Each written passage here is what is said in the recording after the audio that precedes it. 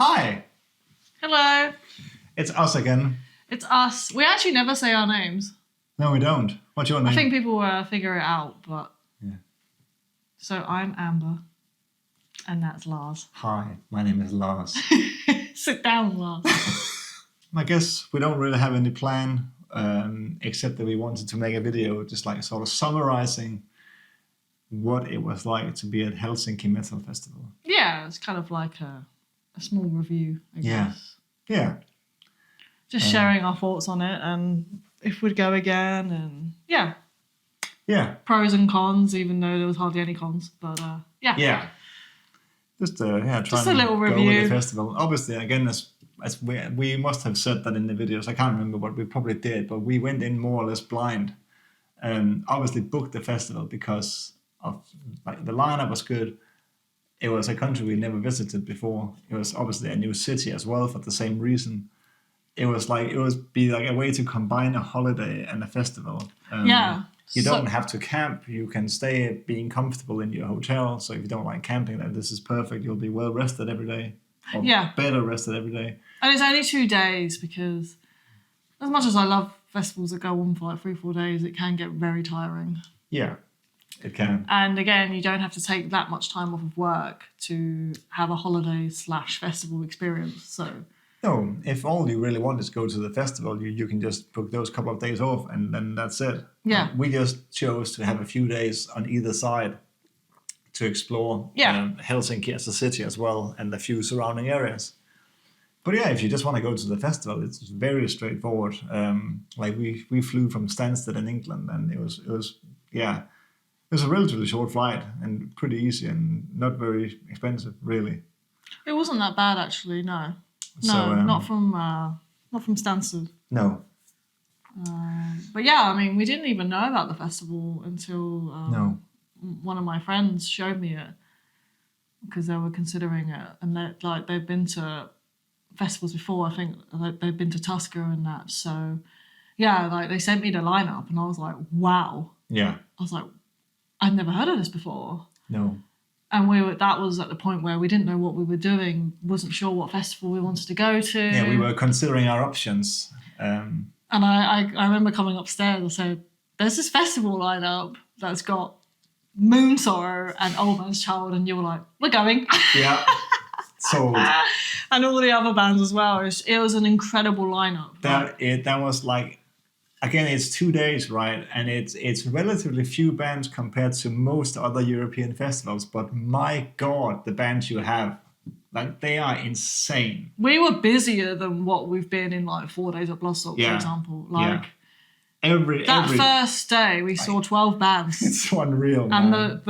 the sets are long. Yeah, even the bands that we weren't overly bothered about, like they're still big and great bands. Like we watched some of Candlemouse's set as they were finishing just to watch Forbidden on the other stage. Yeah, because they're right next to each other. Yeah, because again, it's one stage next to the other stage, and they never overlap. So as you're getting ready to get a good spot for the band that you really want to see, you're still catching the other band playing on the other stage. Like they're right there. That's a really cool concept. I think a few festivals do that. But that is I've very never cool. actually been to one where they do that. Copenhagen does the same thing, but the stages are further apart. Okay, At Helsinki, the stages are very close, which, I mean, it's a good thing and also a slightly bad thing, because if you are like on the edge of like the crowd and you're watching a band on that stage, you can hear the sound check of the other stage.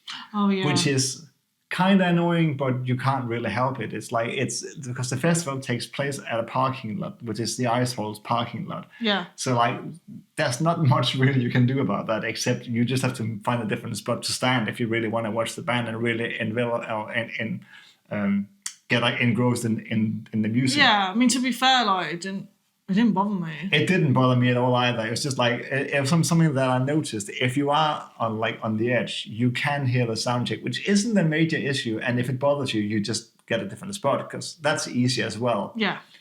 The festival is like, there's quite a few visitors, but it never felt overwhelmingly busy. As we mentioned, like for Old Man's Child, for instance, we arrived quite late amongst the crowd, but we got to the second row without any issues whatsoever. Yeah, we watched some of it from the seats, which are also very nice. Yeah, it's lovely that you can actually, like, it's in an ice hall, so you can actually sit down and just watch the bands if you want to just chill. And I think that was the reason why we sat there, because it's like, I just wanted to really enjoy like listening to All Bands Child and seeing their live performance, because I've never seen them before, because they never played. It's been 25 years since they played last. Yeah. But then we decided against it eventually and just wanted to get in there, get involved with the crowd. Yeah. And you can easily do that as well. Yeah. So you have a choice. Do you want to just sit and chill, or do you want to get like right to the front of the stage? For many festivals, you can't do that, because if you arrive late, or even not late, like you arrive 15 minutes before the show, there's no way you're gonna get anywhere near the first 10 rows, because they're already gone. Yeah. It's quite nice that you can have an indoor festival experience as well as an outdoor festival experience, you know what I mean? Yeah. They've got both. Mm-hmm. And even like to be on like an ice rink. Yeah. Obviously they cover it, but like you're not just actually to be walking on in the ice, stadium. Yeah. Watching bands, it's like very, very unique. Yeah. Yeah. And you can sit around there as well, like if you just want to chill and watch a band. I think obviously you have to get in there quite early, because it did get busy, the seats. Yeah, the seats do get a bit busy. Because some of them are blocked off, so you have to get in there later on. Yeah. In the like early afternoon, you're fine. Yeah, during most of the afternoon, you're absolutely fine. It's probably, the seats probably only really get mega busy very late on. Especially, like the front seats. Yeah. That people were sitting there quite often. If you wanna sit for the headliners, you probably better get in there quite early. If you want to stand, you're fine, no issues whatsoever. Yeah, there was still plenty of space for that. Plenty of space, like Blood, Fire, Death. Plenty of space, even if like that's at the back, was like even I could see. Yeah, but we could have easily made it to the front. We just chose not to, because we just felt like standing where we stood. Yeah. But if we wanted to, we could have gone a lot further in. Yeah. Easy, no issues whatsoever. I liked it because the festival reminded me of how Bloodstock used to be years ago. Yeah. That's why you went, because you could just go to the bar to get a drink. Yeah. You could go through to the front of the crowd, or easily to the pits, and no one would mind. Yeah, for people who don't know what Bloodstock is one of the biggest metal festivals in England, probably only surpassed these days by download. Yeah. But yeah, Bloodstock is a huge metal festival, which used to be a lot smaller. It used to be a lot smaller, yeah. Has now grown to a size where I personally think it's too big for the space that it occupies. It used to be a capacity of when I was going, it was like 10, 11,000. Yeah. Then it went to like 15,000, and now it's 20,000, and it's the same arena space. They haven't changed the layout of it, so it's very busy now, and you can be 20 minutes, 25 minutes in a queue to get a beer in the main arena. Yeah, that's ridiculous. And it's one of the reasons why we're not going anymore. I think it's either they need to downsize the sell less tickets. Yeah, like fewer tickets, or they need to expand the arena, which probably would mean moving the festival. Yeah, that's fine. They do them. It's fine. Whatever. We'll just go to other festivals. But Helsinki reminded me of when I used to go to Bloodstock, exactly. And that's what I really liked about it, because you could see these big bands and still have plenty of room, and it's relaxed. That is honestly one of my favorite things about Hellsinki Metal Festival, is that it's busy and it's lively, but it's not too busy. You can easily get a beer. There is barely any queues at the bars, and there's so many bars. You can always find one with no queue, even later on. Yeah, it's never a problem. No, there's plenty of there's food options there as well. The prices are a bit steep, but Helsinki in general is pretty pricey compared to, especially the rest of Finland, as we hear in the comments. It is what it is. You just gotta suck it up. You're at a festival. It's only 2 days. You're in a capital. Yeah. And you're in a Nordic country, they are more expensive. But the fact that it was so easy to get around it and go and get a beer and go and browse these different stalls. That there are so many market things going on as well. It was just easy to get around it. You never felt that you were suffocated by people. No, never. And if you wanted to get out, you could also do that, because they had this nature space, which I don't even think we filmed, but there is, like, next to the ice hall, there is a nature area where you can also just go and chill. No, we did film it. We filmed it on day 2. Oh, we might have. Yeah, well, no, that's not the one. We went to another space in front of it where we sat and drank our beers, but there was another space where we walked. Oh, yeah. No, we did capture a bit of that. All right, but that's the space where you can actually there's like a gate or like a fence, and you can actually see the main stage. Yeah, we did from film outside of the venue. Okay, yeah, but there's a nature space there as well where people were sitting and chilling. There's plenty of places you can chill. You can, if you feel like it's too much, you can easily escape to a place where there's like hardly any people.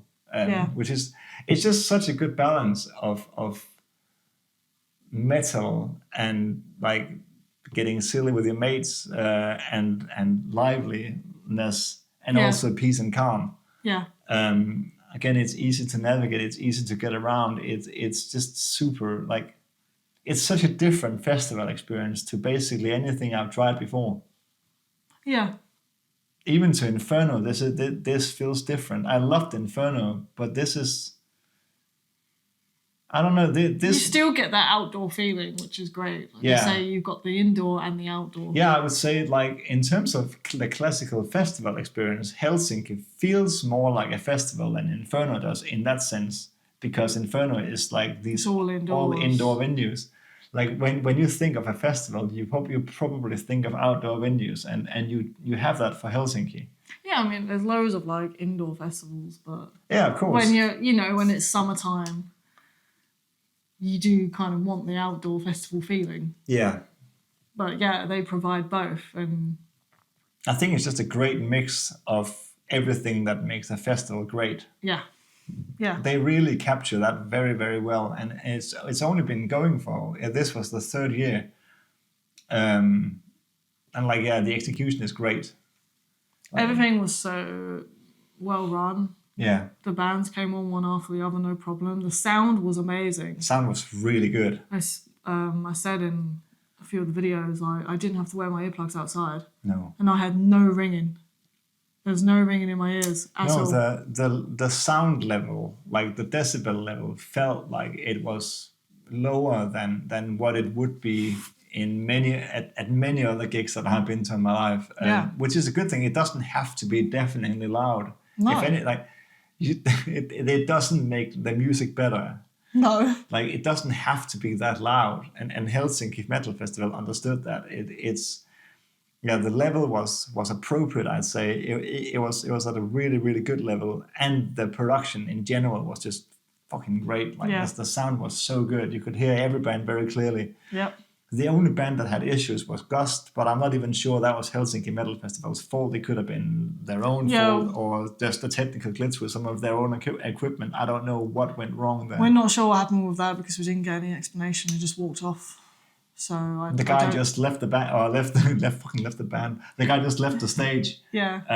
While being clearly frustrated with something. I don't know what the issue was. Yeah. It's a shame, but yeah, we don't know. It was a shame, but that was the only band that had any issues. Everything else just went smoothly without any. Yeah, from what we saw, I mean, we didn't see every band, but yeah, we saw a lot of bands. We saw a lot of bands. Every spot band, on. Yeah, every band that we saw was perfect in terms of sound, in terms of execution, in terms of anything, like the lights, the sound, the performances, the general execution of the flow of the shows, and in between the shows, I don't think there was any delays really either. I didn't notice them. No. I think every band sort of more or less followed the exact schedule that what was laid out. Yeah. Yeah. Which is impressive for a festival that's only been going for 3 years.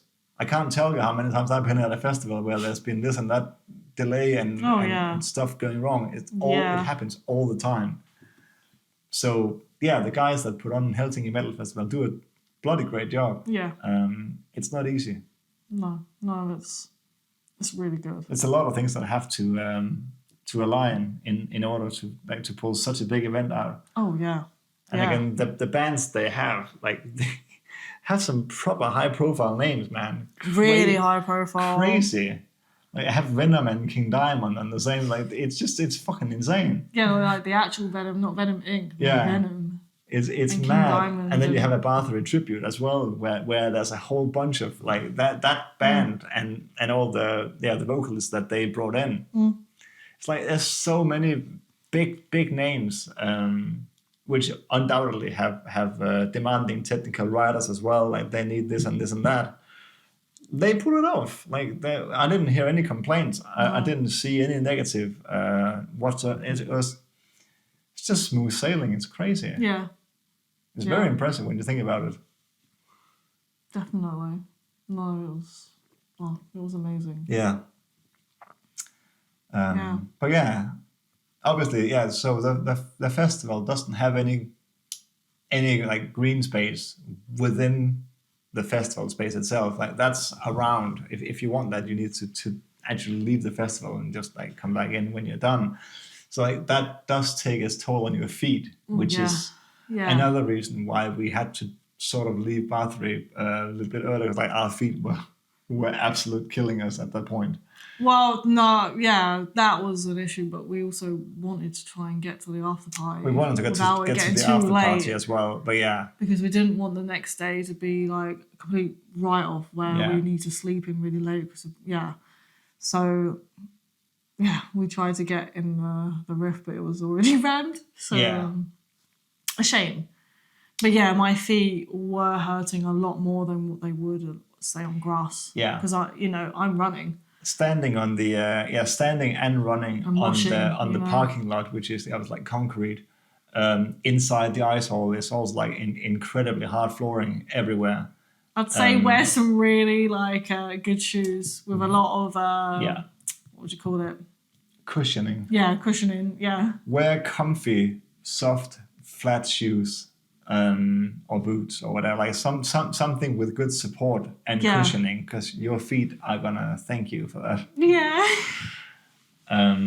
But I mean that's one of the main negative things, but I don't even see that as a negative thing. That's just the circumstances. It doesn't matter. Like you just live it. Oh no, yeah, it's not enough to say I'm not going or anything like that. It's just interesting, to feel that, Yeah. Because usually with an outdoor festival, you have spaces where there's at least a patch of grass or something, but here you don't have that.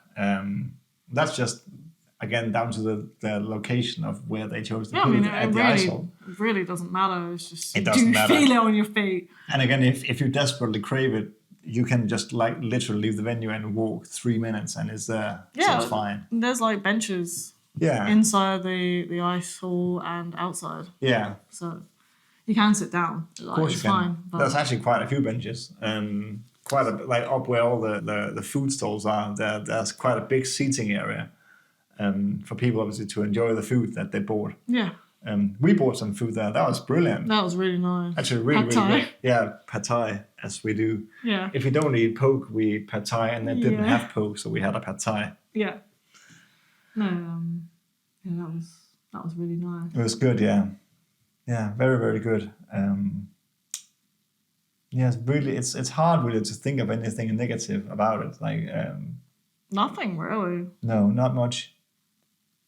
Obviously, we had that woman on day 2 during Me and That Man that for reasons unknown to mankind felt that it was necessary for me to say you're not allowed to film with your camera. But there was literally a guy standing right next to me filming with his phone.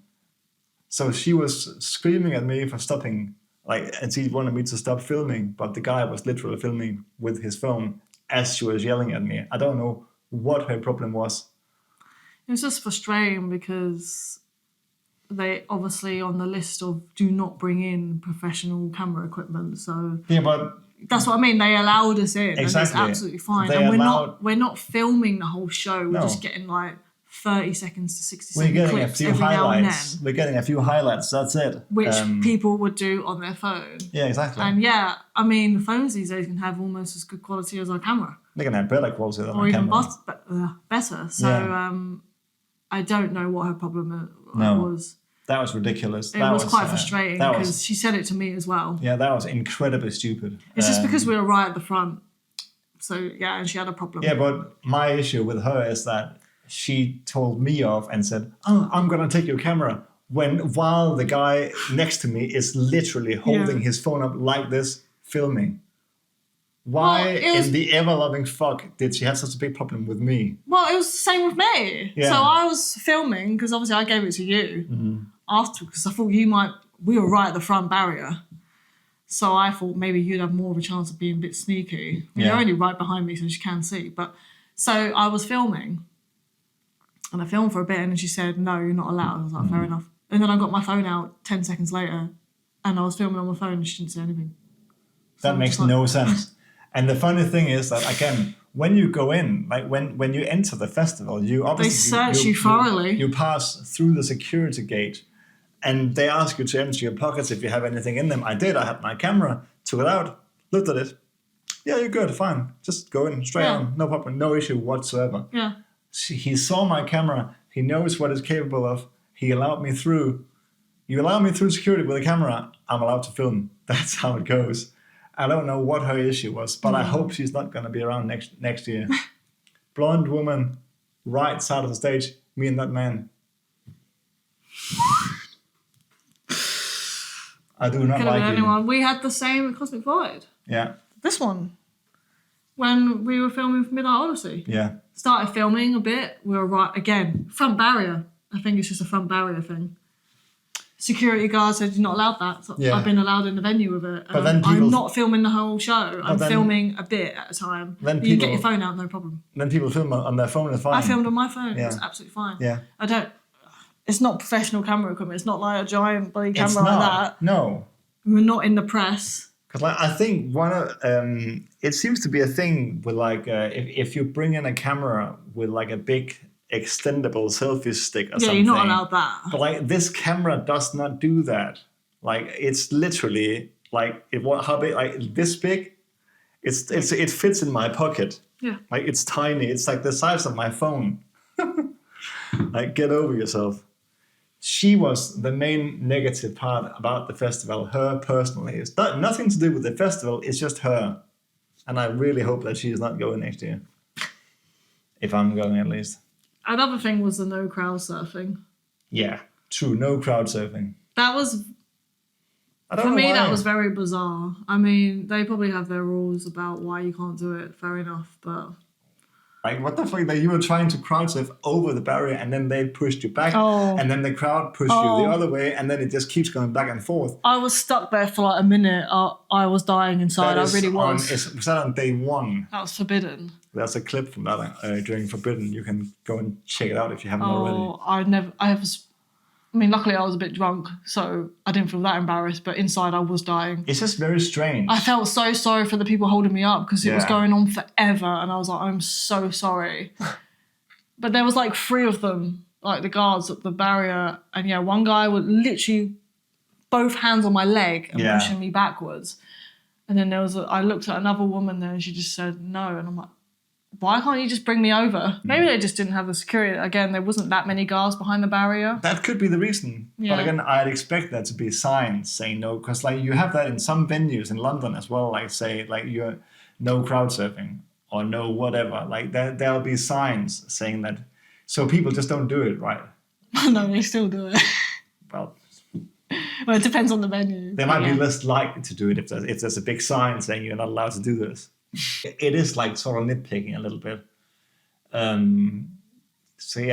Overall, it's been a great experience. It's been absolutely fucking perfect. It's been brilliant. Yeah. Very, very few things to put a finger on. And again, it's great that you have obviously you have these after parties after the bands finish. On the Rocks had a few after parties with I think even live bands, but we just didn't check it out because we were too fucking tired when it came to that time. We just couldn't. We just, I guess, prioritized sleep instead, and we were quite busy doing other things as well. Yeah. You could have gone to the after party if you wanted to. If we wasn't doing anything the following day, on the second day, I would have gone out and gone hard, but we wanted to go and see some stuff. And yeah, we wanted to go and catch some more, like do some more touristy, like just explore more things in and around Helsinki. Didn't just want to sleep off today, you know what I mean? Like we're only Yeah. there for a limited time, so We're only in Helsinki for such a short time, and it's our first time ever there. So we just wanted to make the most out of our time there and not spend half or a whole day being hungover from the day before. or hungover or just tired. Yeah, We are definitely coming back. definitely. And we want to do Tuska next year, so Tosca is very, very heavily in our considerations for a potential festival for next year, for sure. and Helsinki again. I'd happily go with Helsinki again. Like, fucking hell. I assume the announcements might start in a couple of months, October, maybe late October time. Yeah, for this year, the first announcement I think was in October, last year. So hopefully we'll get the first wave of bands around the same time. Yeah. We'll see. But I imagine the lineup's going to be amazing because we checked the previous years and it's just wow. Finland is such a beautiful country. One of my favorite countries I've ever been to in my life. Me too. I've been to quite a few countries. Same. You even more. It's one of my faves. I could live there. I really Finland could. is up there, yeah. Love the Finnish people. Like, they were super friendly. Oh, yeah. That was a massive, plus at the festival. Super. Everyone was just so down to earth and friendly, and even the mosh pits were very fun. Oh, man, the mosh no pits. one's out to kill each other. It's No, not the about mosh pits that. were great. Yeah. There's a lot of circle pits. Yeah, but people were just having a good time. Yeah. People just, no one was there to be aggressive. People was just there to have a good time and enjoy. And it was just, mostly every pit would have been very easy to go in, even if you're not that experienced. Like, I don't go in many pits, but I was in a few, and it was really, really fun. My mum went in the Hatebury pit. Your mom went in the And she was fine. Yeah. And I dragged her through the Dismember pit as well. Yeah. Because people want to go in there. You know what I mean? Like, anyone could have gone in those pits and just, we're all enjoying it for the music. Yeah. It's not about beating each other up. No. It's about having fun and enjoying the music and hanging out with your mates and meeting beautiful, new, nice people. Yeah. Like, just Honestly, being there and having a great time. It's one of the best crowds I've been in. Everyone was Beautiful so crowd. nice and friendly and just having a good time. Everyone was so lovely. Yeah. Just the overall vibe of the whole thing was just so lovely. Even the bar staff was super helpful. Like, we tried to pick out a drink, and we have all this original long drink and the different The flavors. long drinks, yeah. It wasn't that big brand that we knew. It was another brand, wasn't it? Yeah, I can't remember what it was, but they had a few different flavors, and the guy was just going through each and every single flavor and just explaining to us what that one is, what that one is, what that one is. Like, what one do you prefer? I don't know, the middle one. He was really, really nice. And then he remembered us the next day. Yeah, because we had a chat with him the first day, and then he remembered us on the second day, which is great. Like, yeah. It's all these little things that make a big difference in the end. And the markets were really good as well. Markets were great. There was the same market stalls of what we saw at Inferno, so that was really cool to see. And they had the little gallery and yeah, you can just I wish I'd taken a lot of money to spend. Yeah. Because I wanted to buy so much, but You had so many different, I assume, independent vendors there to sell their stuff, which is awesome. Yeah. Obviously had the corpse paint soap again, which we bought. We have one of those actually in our house, which is awesome. We're not using it. It's just sitting there for decoration because we can't. I will buy another one in time so we can use that one. Yeah, I mean, at least take it out the packaging. But we need to have one that's just there because it's such a unique thing. Yeah. They had this stall that sold Viking stuff. They had tattoo conventions just like they have for Inferno. I mean, it's just fucking great. Man. And it had the Metalhead Against Bullying. Yes, they did. I really, really like that. They had that in Inferno. That's very, very important, and we can all somewhat relate to that. Definitely. I think mostly every metalhead has experienced bullying at some point in their lives. Or at least being called something. Yeah. Well, that's bullying as well, isn't it? Oh, yeah. Being called something. You know, someone shouting something at you from across the street or whatever. Yeah. we've all been there. I think that's very, very important. Yeah. So yeah, that's really good. Everyone knows what it's like to be or to feel like a misfit. So yeah, to have that sort of organization as well, I think it's great. It creates a nice atmosphere, and it creates like what feels like a safe space in a sort of way. Yeah, it's just nice. Yeah. No, really cool markets, just going all the way around the ice rink. So many stores. Like we probably didn't even film all of them because there's so many. There's so much going on. It's packed with all these little things. Didn't even get to explore it properly because we were so busy with bands. Yeah, again, it was 2 days of bands, and it doesn't sound like a lot, but we were very busy with them. We saw a lot of bands, leaving only limited time for other things, which is crazy. I mean, it was just it's been bloody intense, but it was so good. Yeah. Oh yeah, another thing to point out is the toilet situation. Like as I said, like there were so many of them. So many. Everywhere. Like obviously they had like all the indoor ones, which are everywhere. As I think I say that also in the video. Like everywhere you see, there's a WC sign. Like that's you can always find somewhere to go if you want. They also have the outdoor portaloos. Towards the back of the arena, behind where you buy all the drinks and the merch and stuff. I never used that myself personally. But they had loads of them. We saw them. I think Mum used it. I think your mom. I didn't use it either because I didn't have to. But yeah, your mom I think used it. So yeah, they have that as well. So yes, that was a plus. It was. What was your favorite band of the festival? I can't really have a favorite. Okay, so you can't have. What is your top 3? Oh, that's hard as well. Oh, for fuck's sake, you're hopeless. I will try, okay? Moon Sorrow, definitely. I mean, I've seen them once before, but that was a while ago. But I don't know, this was just so special. I think just because they're in their home country and you could just hear everyone singing. Yeah.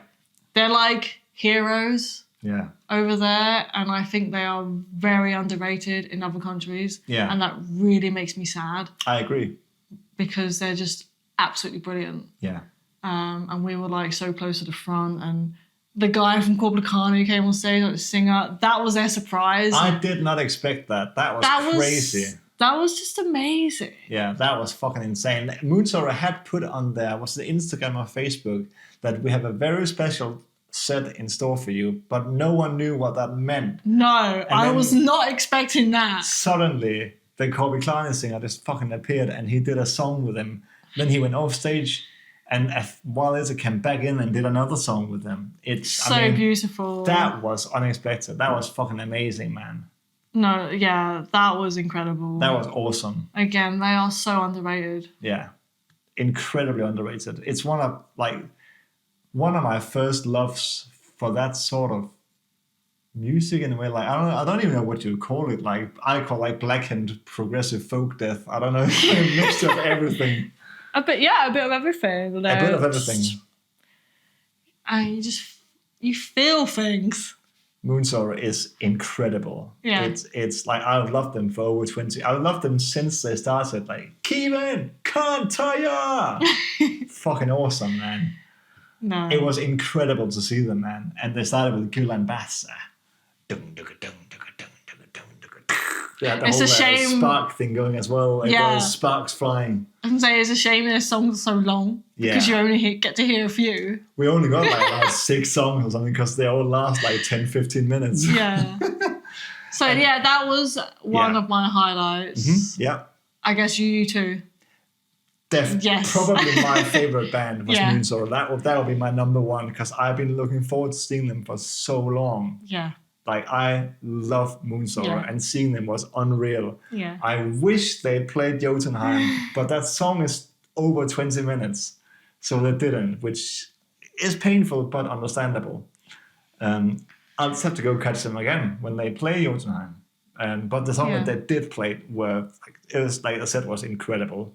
They could play anything and I would love it. Yeah, exactly. They were amazing. That was my number 1 band. Oh. So what's your other 2? Oh, that's so hard. I'd say Hatebreed. Hatebreed. Just because like the crowd was just incredible. Yeah. And they always sound so good live. I don't know, it was just special. Yeah. That pit was so spacious. The circle pit and the push pit. Yeah. Like this was the first time I saw the Finns going hard. It was fun to watch. But it was fun awesome. hard, you know what I mean? Like, I went in there. Yeah, you were in the push pit. Oh, it was great. I just took quite a few laps in the circle, but you were. But in the I love push that pit. I could run in the circle and just dive in the push. I love that. I love that. Like you don't get that often. No, that was fucking awesome. You had both going at the same time, the circle and the push pit. That was awesome. I loved it, but the push pit was like, it was like pretty full on, but not like so dense where it's like, fuck, I'm just getting. No, it was. I can't do anything. I could actually push and get involved and have fun. What I love to see when I'm filming, I always go around filming pits. Like that's what I do at a concert mostly. And have my camera in my hand, just filming wherever there's action. People were in the push pit, just smiling and laughing and having fun with them. They're just bouncing off each other and like pushing, and it's just all the while smiling, like big fucking grin on everyone's face. It was awesome to see, and it's such a good vibe. Yeah, I just think Hatebreed for the energy. Yeah, that's up there. Yeah. But there's so many other bands. Warman, that's up there. Warman, yeah. As like, I mean, I knew of them, but I didn't know them too well. Well, wow. They delivered. Yeah, they really did. Because we weren't even going to watch them. No, I didn't actually know them too well. I didn't even know that they covered Children at Bodom. I mean, obviously it makes sense because it's like Children at Bodom keyboarder that apparently formed the band back in the 90s. Yeah. They haven't played much. I think now they're more active than they've been in a while. Yeah. They got Petri as a singer as well. Yeah. Which has really added something nice to them. Yeah. Fucking hell. Yeah, I think they kind of changed their style a bit. Yeah. To be more like Children of Bodom. It sounds if you want Children of Bodom, go and watch Warman. They are bloody brilliant. The thing is, they're not trying to replace Children of Bodom. Of course not. You can't. It just, when you listen to it takes you back. Yeah. Proper to those memories of Children of Bodom. And they do play covers as well. They do play Children of Bodom covers. And they play works. Hate Me. That was awesome. Oh. Yeah. They are, and the crowd's amazing. I had my like few little pitters with me. And, They were good. They were really good. We were so lucky to see them there because they probably won't play that often. No. That's what you get when you're in Finland. Yeah. You do. There's some great Finnish bands out there. Not all of them play it all that regularly. So I consider myself very lucky to have seen Warman. That was brilliant. That might have been my top 3, to be fair. But there were so many other bands like Party Cannon just for the pure vibes, the fun vibes. So funny. Yeah, Party Cannon is always a laugh. Probably one of the best times I've seen them. Yeah, same with Brutal Sphincter. Like that was fun too. Yeah. Cannon Fever was brilliant. Yeah. Because it was absolutely pouring with rain, and I was in the pit, and it just felt like you were going to war. Like, and the atmosphere, it just worked. Yeah. Like the weather then just worked for that band. To it. Yeah. It was so emotional and. They are really, really good. Yeah.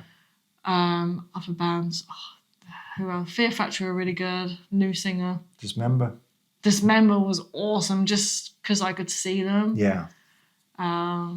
Finally, because I've been wanting to see them for so long. You've been dying to see Dismember for years.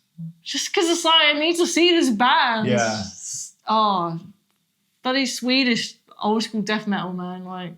Yeah, OGs, man. Yeah, the OGs. Proper like death metal, like not even that metal. They have some melodic guitar, but it's heavier than other it's heavier than the average metal death band. This is more like Sweden's Bay Area. Yeah, pretty much. Yeah, they're up there just because I can see them. Yeah. There's just so many bands. So many bands. I say one of my Bloodfire Death. Obviously, Bloodfire Death was fucking incredible. So many. I was at my top 3, probably Moon Sorrow. Maybe Hatebreed just for the energy, and Old Man's Child. Old Man's Child was good. That was incredible. I mean, The only disappointment with that is that they played nothing from the album that I really, really like, in Defiance of Existence. Which kind of sucked, but I mean, the songs that they did play were fucking great. They did a more old school set, which is also fine. But yeah, I just don't know a lot of their other stuff. No. I mean, I don't even know them too well. I got into them years and years and years ago. Then I more or less forgot about them because they never played. They never appeared anywhere. Then Galder obviously left Dimmu Borgir and started. Now they're playing regularly. And now they're playing, yeah, because that's his baby. Yeah. But I assume he either didn't have time for Open's Child, or just chose to not play because of Dimmu Borgir, or maybe even wasn't allowed. I don't know. But he definitely didn't play with Open's Child for 25 years. Yeah. And now they're back. And they did it really, really well. I would have loved to hear some more symphonic stuff, like maybe less ultra old school, but yeah, more of the modern Open's Child, which is still by now like 23, 22 years old. Yeah, but even that album that you love. I think in Defiance it's like released in 2003 or something. It's like there's still albums after that. Yeah, there is. But I think for a lot of people that album is something they want to hear. Yeah. I mean, I would have loved to hear some more from like that sort of era, but that's fine. We didn't get that. It's fine. Whatever. Next were time really maybe. good. But it was still really, really good. Yeah. It was awesome to see them. I am a sucker for like melodic symphonic black. I fucking love that. Again, it's like it's hard to pick your top 3, but yeah, it was a stacked lineup in our opinion. It was well worth it. I loved it so much. One of my favorite festivals. Same. It's easily one of my favorite festivals I've ever been to. It's one of my favorite cities and countries I've ever been to in my life. It was unreal how amazing that trip was. Yeah. We'll definitely be going back to Finland. Oh yeah. At the very least for just a visit, but most definitely for a festival. Yeah. We're considering our options. We'll make another video about that. We will, yeah. But yeah, in terms of other things we did at the festival, obviously we've covered a few. But yeah, seeing the grave of Alexi Laiho was emotional and was, a thing that I've been wanting to do for a long time. And now that we were there, like, I'm happy that we did it, that we took the opportunity to just go there and pay our respects. I was like still a teen when I picked up my first Till and Bodom albums, and it's just he was a huge part of my inspirations, like as a guitar player, as a musician, and just as a fan of music in general. Like he helped shape what I'm into. Yeah, like in a way, I would blame him for me being so into Wintersun and like the technical sort of death and melodic stuff, and even the symphonic, because Chill and Bodom is also symphonic. Yeah. Like because they have all these like fast keyboard runs coupled with the fast guitar runs, and Wintersun does that a lot as well. Like these like fast like virtuoso things on the guitars. Yeah. Like it's little elements that help shape you when you're still very young into who you are. So Till and Bodom is undoubtedly a big part of what I'm inspired by and what ultimately shaped me as a fan of music. Yeah. There was people in the comments wondering why we went to Malmö. Like that is the reason. That is the only reason we went there. I desperately wanted to see. Like I wanted to see Alexis' grave. Yeah, that was an interesting place. It was. No, I mean, it wasn't much there. There might be more that we don't know about. But yeah, like, again, we're not really the normal tourists. We go to some random places. Like, you'll see that if you go back and watch our old videos, or if you keep following us in the future, you'll see that we sometimes do some random shit. Well, that's just because that's what we do. Oh, yeah. Yeah. And yeah, it's a massive bonus that so many of you guys actually want to watch what we're doing and what we get up to. That is incredible. Like, thank you so much. Yeah, thank you. It's so overwhelming. It's surreal. Yeah. Yeah. Yeah. Last thing we did in Helsinki, the major thing was Bodom Bar. Yeah, that was amazing. In the vein of Till and Bodom. Bodom Bar was incredible to go to. It was that's been on my list for a while. Yeah, the grave in the bar. The bar was a whole like museum, almost like Till and Bodom museum. Yeah. Old handwritten set lists and little things that they've written. So many things there. So many little things, man. It's crazy. Didn't they just keep everything in storage? Like from what they collected over the years of touring and being in the band. Yeah. And then I guess they just agreed to put it all in the bar. Yeah, I guess after Alexi died and they chose to say, okay, right, we don't want to continue with Till and Bodom. Alexi is not here anymore. Yeah. We'll give it all to you guys. We'll empty our warehouse and you'll get most of it. What an amazing idea. Great place. It was fucking awesome. Again, just Helsinki is just the capital of the world for metal, and I can't stress that enough how good that feels. How just good Finland, how good it felt to just be in that amazing country with all these cool things and cool people and just fucking alternative culture everywhere. Had the roof bar, had On the Rocks, had the bass bar. We haven't even been to all the metal bars. We haven't even touched all of that. There's many more we could go. That's for next time. It's great. It's great. 10 out of 10. Amazing country. Yeah, we will be back. We want to live there. I want to learn Finnish so I can live there. No, but we will definitely be back. Yeah.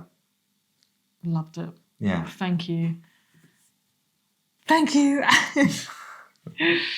Yeah, definitely. Thank you to everyone who watched and supported us, and thanks to everyone we met at Hellsinki Metal Festival. That's Moomin. We had to buy a Moomin in the airport, by the way. This is Moomin Papa, I think. Moomin Papa. Bought him at the airport. He's so cute. That had to be done. Yeah. Another one to the collection. Yeah. Next time we go Helsinki, we might want to buy another one. So, amazing trip. So we're kind of filming this in a weird way because we're filming this on the 30th of August. My mum's birthday. Happy birthday to your mum. Wish my mum a happy birthday. But we made a video last weekend where we went to Bradford. So we went to this brewery called Dartland Brewery. And it's a brewery that I've been wanting to go to for a long time because they did a collaboration with the band My Dying Bride, which I imagine a lot of you know. So the guitarist Neil from My Dying Bride was playing this tiny festival at the brewery called Lizardfest, and his band is called Garden of Remembrance, so check that out.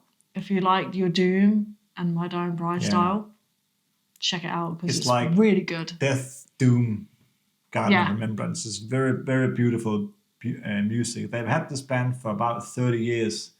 Neil's been in the band, I guess, since they started. Yeah. Neil joined My Dying Bride in COVID, wasn't it? 2019, 2020. Or 20, something like that. Yeah. Something like that. Yeah. He's now one of our really good friends. Yeah. Sean as well, who's playing violin and keyboards in My Dying Bride, is also one of our good friends. Yeah. They were both there at the gig. But it was a beautiful